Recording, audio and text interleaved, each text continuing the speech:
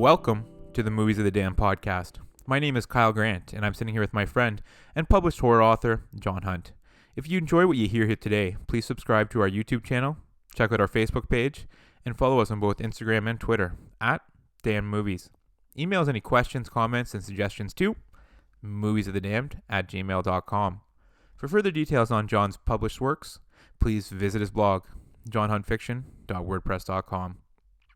Today, we'll be discussing M. Night Shyamalan's 2016 film, Split. The movie follows Kevin Wendell Crumb, a man suffering from dissociative identity disorder with 23 distinct personalities. Recently, two of his personalities, Dennis and Patricia, have taken over and kidnapped 3 teenage girls as a sacrifice for a never-before-seen 24th personality, the Beast. The girls attempt to escape multiple times but are caught and placed in separate rooms. Kevin's therapist, Dr. Fletcher, eventually figures out what is going on and attempts to intervene, but is unsuccessful and ultimately killed. The Beast then kills 2 of the girls, but spares Casey when he discovers her self-harm scars stemming from abuse from her uncle. The movie ends as it's revealed that this film is actually a sequel to Shyamalan's earlier movie, Unbreakable. John, opening thoughts on the movie? Okay, yeah, so the first time I saw this was once again in the theaters, but I saw it with the boy. Okay. And then I watched it again last night on Blu-ray because the boy bought the Blu-ray. So very cool. And both times I was very, very blown away by James McAvoy's acting. Unbelievable acting. I thought he did great.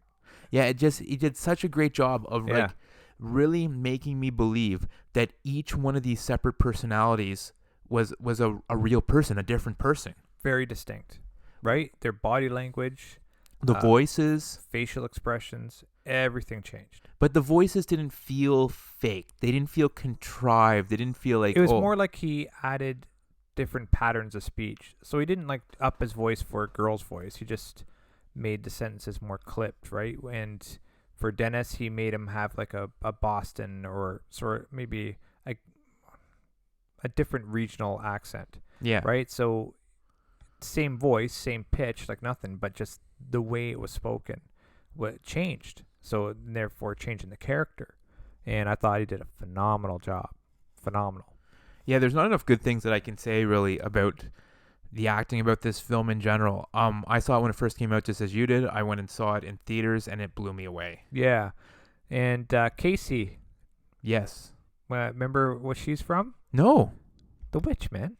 Oh, really? Yeah, we just watched it. It's Thomason. That was Thomason. Oh, wow. You know what? I didn't connect that at all. That's now that you're saying it and I'm thinking about it in my head, you're right. I know, because we're in the Witch, her hair was blonde and I think she was younger. And this one, her hair is like all brunette, but yeah, I was like, wow. That is insane. I didn't realize that at all. I didn't think this movie could blow me away again, but it did. Well, I didn't recognize her until last night, right? So okay. Like when I saw it in the theaters, I didn't know, right? And that's so funny because I saw both movies in the theaters. I've seen both movies multiple times, and I've never made that connection. That is hilarious. But talking about being blown away by this movie, before going to see it in theaters, I didn't really look into it a ton. Yeah. I'd seen the previews and I'm like, oh, this is kind of cool. This like villain has like these different personalities. I knew it was a Shyamalan movie, obviously. Yeah. And then I went to see it. So I had no clue that this is kind of almost like a parallel in the same universe to Unbreakable. So no one knew. So that final scene when it's revealed and they start talking about Mr. Glass and then Bruce Willis is there. Like I remember sitting there in theaters and like you could have literally picked my jaw up off the floor. I know. And then I'm like, this is good. There's gonna be a showdown. Yeah, I'm like, oh my gosh, there's gonna be a third movie in this thing, right? Whole Texas Showdown or Western Showdown. I was like, I was very jazzed. So I just thought that was insane. And then kind of as I looked into that more, I'm like, how did this stay quiet? So the character of Kevin, who's obviously the man with the DID, the split personalities, had been in one of the early drafts of Shyamalan's Unbreakable. Oh, okay. But Shyamalan had pulled the character out, stating that there were balancing issues at that time. And then with Split, he brought in some of the scenes that he had previously written for Unbreakable.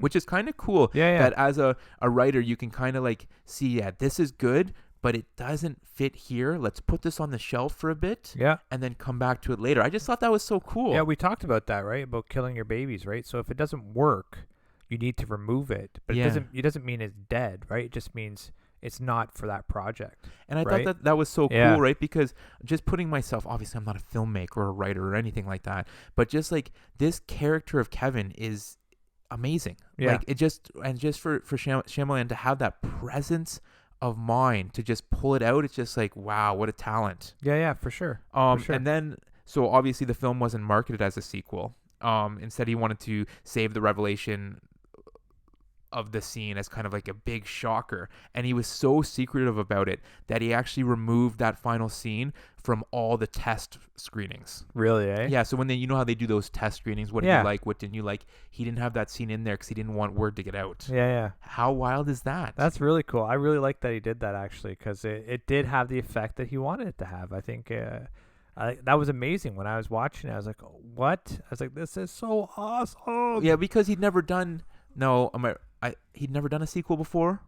No, he hasn't. No. No, and so Yeah. that made it even more, right? Yeah. You would have never. There's no way to guess it because he's No. only ever done these standalone movies. For sure. And so I thought that was really cool. Now let's rewind a little bit. Let's talk about this movie. Beginning, it kind of opens at that birthday party. Yep. Couple issues there. Okay. Casey's sitting in the front seat there. And kind of sees that something's going on, but then doesn't jump out of the car. I thought of that too. It took her a while to jump out. And second, like Kevin, Yeah. right? I know he was only following the two girls. You find that later on, Yeah. obviously. But he sprays the two girls in the back, and in order to do that, he has to turn a certain way, and he would see Casey in the front seat. So, but then he sprays them and then puts his gear away and gets the car ready to drive away. And then he only notices Casey when she opens the door. The only thing that crossed my mind is like he could tell she was like a deer in headlights. She was No. like frozen, but like I don't think you take that risk, No, you wouldn't. especially since it's like an eyewitness here has seen you. Yeah. So that would have been the Dennis character, right? So yeah, he was the more smarter, manipulated one, right? Yeah. So I didn't like that either. I know the technique was used to draw out tension, but when it doesn't make sense, it doesn't draw out the tension for me, right? So for me, I'm just like, okay, this doesn't make sense, and now I'm out of the movie. And it looks like they're kind of, I want to describe it as like a strip mall, like a commercial plaza with a bunch Yep. of different businesses. The parking lot seems pretty full. Yep. Nobody sees this and calls 911. You know what? That happens quite a bit, though, man. You think so? Yeah, I know it. I know it does. I guess, right? It's like someone's like, oh, somebody else will call. Well, how many times have you seen on the news a story about this person was abducted in broad daylight, or this happened? You know what I mean? Like these things happen, right? I guess but sometimes I want to think that like those abductions in broad daylight, they're like the quick like snatch and grab type thing. Well, like, look, you find out later that the dad's alive and he wakes up. He was also gassed, yeah. right? So just you look at it from a standpoint of a victim or a witness, right? I don't know where he put the dad was in the trunk. I think. No, I think the dad just hit the ground, or did the dad get put in the trunk? I think he might have been put in the trunk later. No, because his car and his girl. No, when he woke up, his car and the girls were gone. That's what the newscaster said. Yes. So so it wasn't put in the trunk, but when you see a man lying in the parking lot, yeah, and that's fine. But how far away is this guy at that time? yeah, I guess. Right? You don't watch when the news stories come up. You don't know the timeline. You don't know any of that. Maybe this plaza is close to where the lair was. Yeah. So, but look at it this way. So, I didn't have a problem with this part at all. Only because this guy had to do was walk up because he was used a spray on him, spray him, and as he falls, put him in between two cars. Yeah. Get in the car, drive away. You would have to be watching that. That's how quick that would be. Yeah. It would be like a couple of seconds, right? That's all it would take. And I loved actually. Yeah. I know I'm being hard on the scene, but I did love when the dad's kind of putting probably the birthday gifts into the trunk, and he kind of turns, and it's kind of like a point of view shot coming towards him. Hey, can I help you? I just thought that was such a cool camera angle. It was a great camera angle, and it showed the dad's character picking up that something was off. Well, because people don't usually approach you in a parking lot, right? Well, and you don't even know that they're like they could be walking towards you, but you automatically think they're walking to another car. Yeah. But so clearly, the dad, when he was approaching the dad, that this guy was Dennis was focused on the dad, drawing his attention to that degree, and you could see the kind of uneasiness on the dad's face with this, which I really liked. Yeah, and that was great. And so you have kind of convinced me, okay, maybe no one saw it. It was quick. They kind of shoved them in between cars. I can get behind that, but I can't get behind Casey not hopping out of that car. She was just so street I didn't smart. like that. I didn't so street smart. Yeah, she was the one. She was the non-panic one. Exactly. Right? She's been through the hell. Yeah. She was the, the pure one, I guess, right? That when he calls her later. Yeah. Right? So that was kind of my one issue with the film, I guess. Or I guess there's always a couple things, but that kind of stuck in my mind right away. But then the girls are kind of all gassed or sprayed or something, and they wake up in their cell, I want to call it, that room, which actually, as far as like a cell go, isn't too bad. A couple beds and a bathroom and stuff like that, right? Yep. And then he walks in there and he has this chilling line, because you don't know much about him yet. You don't really know about the different personalities or anything like that. Yep. And he just points to her, I choose you first. Yeah. Or I choose you first. I'm like, oh my gosh, right? And then pulls her out, and then Casey like whispers to her, pee on yourself. I'm like, what are we watching here? This is insane, right? Well, what did that for me, that when I was watching the film, I was like, okay, so Casey's been through some crap. Yeah. Like, that's immediately what I thought, because like, how would you know that? What teenager would know that? No one would know that unless she's been through it. Yeah. So I'm like, okay, she's been through some stuff. So I thought that in itself was a great scene for character development for that. Yeah, very powerful character. He laid a lot of clues that there had been some significant trauma with her, right? Yeah, but you don't see that until later, though, right? That the first time you get a hint of it is then. Yeah. You don't see the flashbacks with the uncle until after that. Well, you see flashbacks, but in the flashbacks, you don't know that it's leading necessarily towards molestation or no. That, so right? at that point, they're talking about hunting. So I'm like. At the very beginning there, they were talking about hunting at the and then it's table. kind of at the table, and then her and her dad and her uncle are out hunting, and everything seems to be okay until that one scene. So yeah, but when I was watching it, the reason why I thought they were showing us that is because they're going to show that Casey has some skills the other girls don't. Oh, okay. So right? You got kind of caught in that little bit of a redirection. I thought it was a build on that. Mm-hmm. But when she said pee on yourself, I was like, oh, there's more to it than that. Yeah. Right? Yeah. Why? And then when you look at her character throughout it, why is she wearing the dark clothes? Why is her?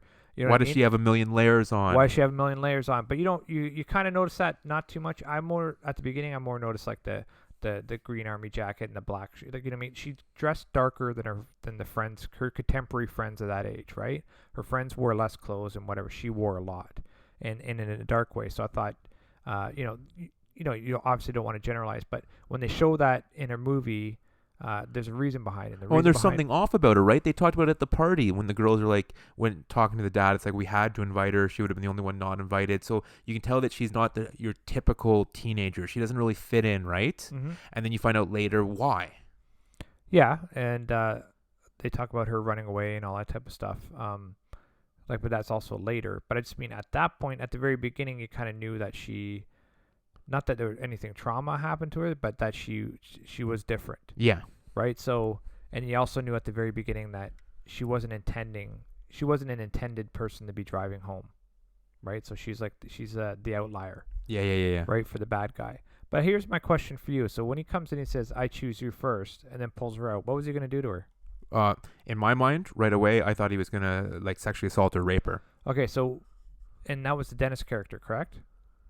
I believe so, yeah. Right, so that's the one who likes to watch girls dance with less clothes on, right? Yeah, and so that's why, and you find out later that was the reason why he was banned from the light. Yes, for a certain period of time. But yeah. Obviously, he's back a lot. He's kicked Kevin out since 2014. It was. Yeah, I think the revelation at the end is that Barry was the one who seemed to have the light most of the time. That's what he wanted the doctor to believe. Right, but yeah, because Barry was the dominant personality, but they were able to kick Barry out because remember what Hedwig said, that Hedwig could wish to take over, and that's how they kept Barry out, and so that's why that's why. Sorry, I'm getting confused with the different names here, but that's why Dennis and Patricia kind of took Hedwig under their arms, so to speak, and the three of them kind of teamed up to monopolize the time. Okay, all I was just trying to get at is that near the end, and they said they kept Kevin out of the light the entire time since 2014. Okay. They're able to push Barry out now and then, but they've kept Kevin out. So when because he says, what which is I thought was a little too much, comes out of it. Isn't it not September 2014? Oh, like I remember being on a bus last time. Right. Yeah. So it's like, okay, you don't need to be that specific, right? Yeah. But so for Casey, like, for when he comes in and takes that girl out and he's going to do that, but you've learned later on that that's not part of his character. Like that's not what he's supposed to do. Well, he just wanted to dance with her. Is that what it was? Yeah. Like I thought he was going to sexually assault her. Oh yeah, because when he brings her back in, he does say something about dancing, doesn't he? Yeah. Okay, that's fine. That's covered off. I was a little weirded out about that. Yeah, no, because but I hear where you're coming from, because that was my first thought too. Oh my gosh, he's gonna sexually assault her, but then you find out no, he just wanted to dance with her. Mm-hmm. So that was kind of wild. But then you start to get introduced to these different characters, right? And Yeah. I loved the Hedwig character. Yeah, no, he was good. And I loved when he wanted to kiss Casey. Yeah. And she's like, okay. And like for such a movie with so much tension and so much darkness to it, just that scene made me laugh so much. Where he's like, can I kiss you? He's like, I don't know much about kissing. Yeah. And then they do that weird thing. I think he like held his cheek against her cheek, and then he looks at her. He's like, you might be pregnant now. Yeah, like that was funny. I laughed at that. Yeah, Right. yeah. I thought that was pretty funny. Yeah, he did such a good job with, like, in when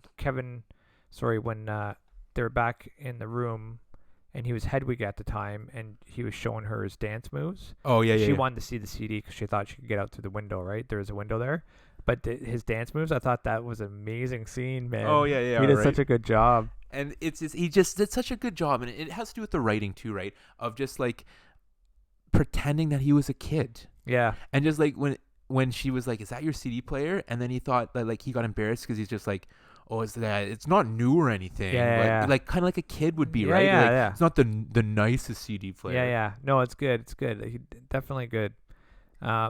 So is that the only issue you had with the whole movie? With the entire movie, is that the only issue I had? No. So near the ending. Yeah. Just the fact that like, and I guess you really got to get behind like this DID diagnosis and like that it can physically change you, but like physically change, like I can get my head behind like and I did a bunch of reading on this. It's just like one of the personalities is allergic to bees, Mm-hmm. and I can get my head behind that because people are allergic to bees. Yeah. One of the personalities is diabetic, so it needs insulin. Yeah. I can get behind that because people do need insulin. Yeah. But then one of these personalities, their skin is so thick that they can't be stabbed, Mm-hmm. that bullets don't harm them. Yeah. Like I have a hard time getting behind that. Okay, so I don't have a problem with that because it's it's the context of the film, right? That's what the whole film is progressing for, and you go to a film not for realism, right? Yeah. So as long as you can suspend your disbelief to that thing, like we talked about movies about vampires, right? They're obviously not real, right? So knowing this movie, that I thought there'd be some sort of supernatural element,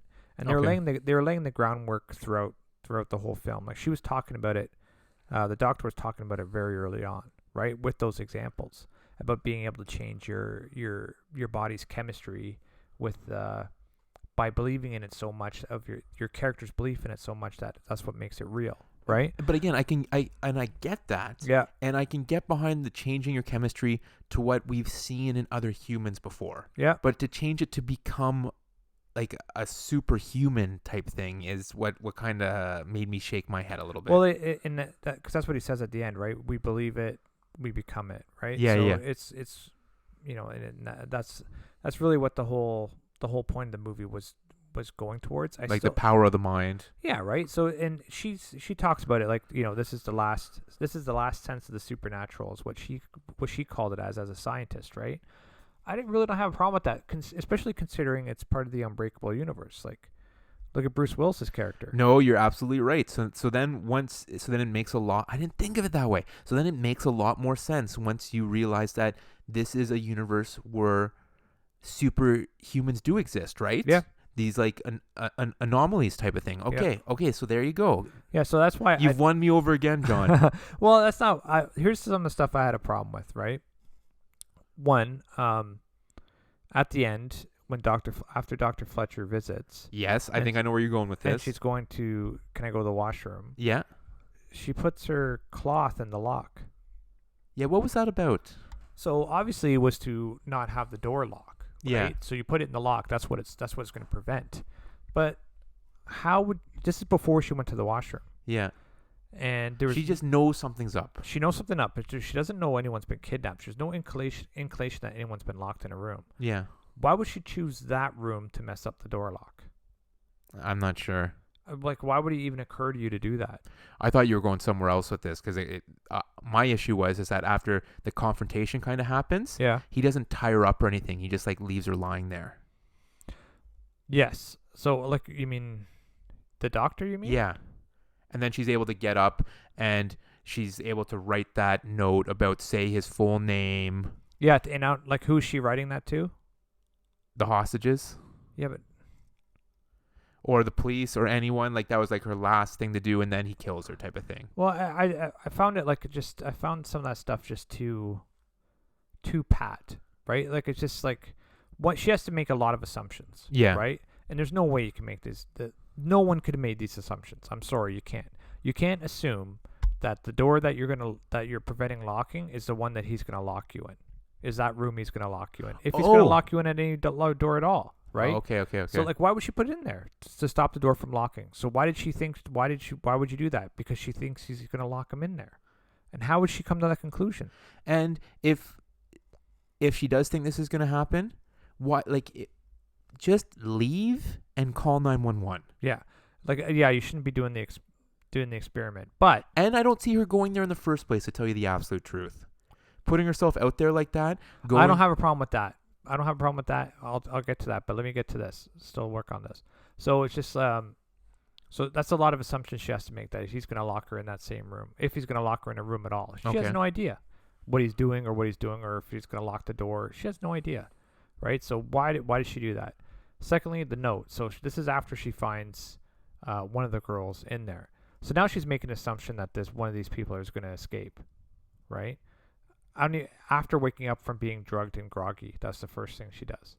I'm like, I don't find any of that. It's just more, how do we get the main character to say his name? Oh, this is how we'll do it, right? Okay, And it's just a little sloppy for you. Yeah, it's a little sloppy for me. It wasn't very smooth. Like, I like subtlety, right? So, and the other scene with when M. Night Shyamalan's actually in it, and they're talking, and she's like, bring up the camera of him leaving the apartment, right? Yeah. So when she confronts Barry about being Dennis, she knows Dennis is very OCD and likes cleanliness. Just before that, you see a couple of people on this camera walk around some spilled garbage on the ground. Yes. So then Dennis is leaving, he walks right through it, like in a very aggressive manner. And then M. Night, like, so you get it. You already get where he's going. And M. Night was like, oh, look at this guy. He's such a pig. He just walks right through the garbage. And she's like, no, that's an act. Right? And I'm like, that's too contrived. All you have to do is say, all they would have to do to get that point across without him drawing, like, it was too drawn to your attention. The subtlety is the better way to do it. And then she could have just said something like, you're not fooling me, Dennis. Right? Yeah. You know what I mean? And that's it. You would have got it, right? But it's just I felt. Yeah, she could have led with that. You're not fooling me, Dennis. And he could have been like, what do you mean? Yeah. And then she could have been like, any normal person would have walked around there. He did that on purpose. Perfect, right? Yeah. So it just even lay better groundwork, and just don't spoon feed your audience, right? Okay. Like because it's not real, right? That's what ruins my suspension. Like you don't sit down and do a huge exposition, like it just doesn't happen, right? So I don't think, anyways. And so it was like a conversation that wasn't that wasn't legitimate. It's like only in a movie where you have a viewer watching would people talk that way. Yeah. So it was a device to progress the story forward, but in a way that was, once again, I felt sloppy. Okay. Right? And a little bit lazy, actually. So because you could do it so much better. Subtlety is the best. That's why I love Quentin Tarantino as well. His dialogue and everything that he goes through with is very subtle. You get the hints in the background, and we've talked about M. Night. I will still go see any movie that M. Night puts out. Oh, I think because he's a great director. you know they're so interesting, and you know there's always going to be a cool twist in there, right? Yeah. And sometimes the twists fall flat, but other times like this one, they're amazing, right? Yeah, this was really good. Like, and once again, I really, really love this movie. I really enjoyed it. There's But just some small parts that you question afterwards. and I kind of alluded to it earlier in the podcast when we were talking. There was a lot of darkness to this movie. Mm-hmm. So with the flashbacks and the uncle, Mm-hmm. the one scene there, I'm gonna tell your dad you're not being nice. Take off your stuff. Animals don't wear clothes. Yeah. Like, buddy, I even know. just saying those lines like I makes me know. sick. Human beings are so awful to each other. I know.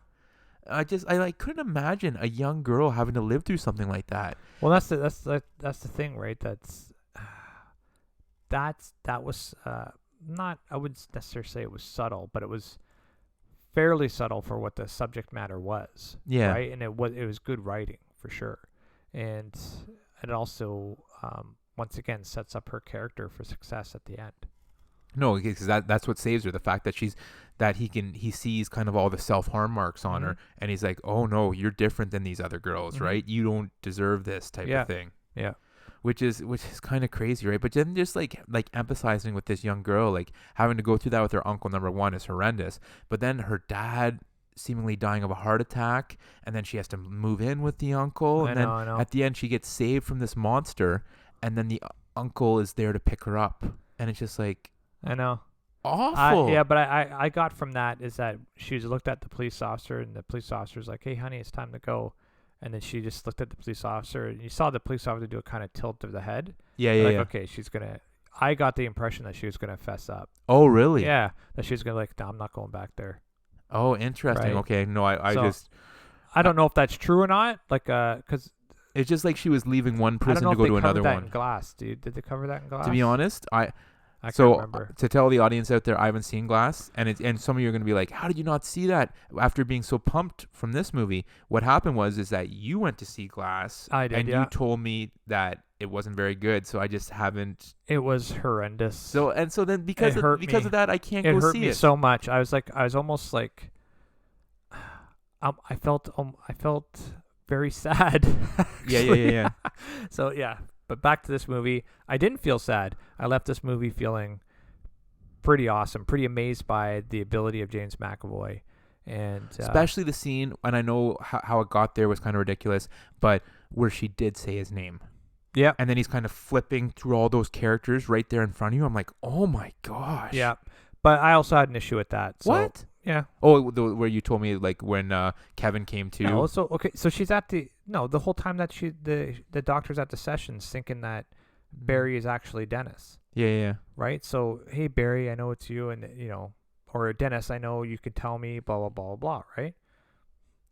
So if she knows how to reach these characters, why didn't she just call Kevin's name? Yeah, That's right the main then and guy. there. Yeah. That's the main person she needs to reach. That's the main person she needs to treat, because that's the one as identified as the original source identity. Yeah. Right? So I'm like, what? Why? Where did that even come from? Right? And if you knew that, why didn't you utilize it earlier when you're trying to get to Dennis? So I didn't really like that. Critics, Rotten Tomatoes score for critics is 77. Yeah. Audience score 79. Now, my first gut instinct when I saw that seems a little low. Yeah. I'd be in the 80s for this one. Yourself? I'm kind of right on with Rotten Tomatoes. on this Really, one. eh? Yeah. Just because of kind of those issues that you've brought Yep, up? yep. I guess. Still would recommend this movie to anyone. I really loved this film. I did love it. There's just not a lot, but there were some minor issues that really took me out of the film. I guess it was the acting that did it for me. That DID, I'd never heard of it before, and it just like really intrigued me. And as I said, I did a ton of reading on it afterwards. I think that's the reason why I just love. And then like, obviously the revelation at the end that it's kind of in the Unbreakable universe. So that was awesome, and I really loved James McAvoy's acting. Like Jesus, insane. It's amazing, right? So those are all great things, but those two issues, those two items, and then you look at all the movie in totality, still just brings me to right on score with Rotten Tomatoes. And that's still a very good score, right? Yeah. Budget made for $9 million. this thing brought in over 278 million. Oh yeah. And then obviously spurred that Glass movie, Yeah. which again made them a whack load more of money and everything like that, That right? movie hurts me so much. And you know what? I'll have to eventually see it, and maybe we'll end up doing it for this podcast if we can force John to watch it again. I'd watch it again, but I'd be sitting there blasting it. Like it's just there's so much wrong. Because with I it. was so excited for it, but then as soon as you went to see it and told me about it, I'm like, okay, I can't go see this now. Oh man, you should watch it and then because you know what, you and I do disagree on movies, right? So you'll like them, I won't. I'll like them, you won't, right? So you should really make up your own mind. So you should watch it. And I'd have, and you know what? To be completely honest with you, I should go back and watch Unbreakable. It's been years since I've I seen love it. that film. Yeah, Yeah, have you Yeah. watched it recently? I haven't watched it recently, but I did love it. Yeah. I probably watched it maybe within 2 years. I'd love to go back and watch it just to see if maybe there were some more connections that you might be able to predict that Split was in the same universe. You know what I mean? I don't know. The only thing that you could bring it up is that, okay, why would you have a character like Bruce Willis, who's unbreakable, right? Who can't, and is immensely strong, against a villain like Glass, who's totally breakable. Yeah. Right, Well, it so- just is opposite. Yeah. Right. So and that was the theory. That's the reason for the film, right? So Yeah. it's like there's me who's like this, who could be easily broken. There's you that just can't be broken. But why would a character like that be created only to fight something that he could easily destroy Okay. physically? Okay. So I thought I thought he'd have like fights with, something. Something maybe- like the Beast. Well, I didn't even think that at all. There's no way I did. I just thought when he was fighting. You remember in the movie he was fighting that guy that was going into people's houses and killing them. Yeah. So like, I thought that was a good one, right? Because you want this guy not to be able to be broken, right? But I thought that was a bit extreme, right? So it's just like I thought there's a potential in the Unbreakable movie where he'd fight someone maybe a little stronger, right? Okay. But I had no idea That there'd these ever- were connected. Yeah, there'd ever be a sequel, or I had no idea. Interesting. Well, buddy, anything else to add on this one? No, man. Well, folks, please subscribe to our YouTube channel, check out our Facebook page, and follow us on both Twitter and Instagram @DamnMovies. We want to hear what you thought of today's podcast and any suggestions you have, especially in terms of what movies you'd like us to discuss next. Send us an email to moviesofthedamned@gmail.com. Please also check out John's full-length novels. His first two novels, Dollhouse and The Tracker, are Amazon bestsellers, and his new novella, Balance, is also available on Amazon. You can pre-order John's newest full-length novel, Off the Grid, right now at blackrosewriting.com. For further details on John's other published works, please visit his blog, johnhuntfiction.wordpress.com. Thanks for listening, and we'll see you next time. Yes, excellent people. Thank you for listening. Have a great week. Be kind to everyone.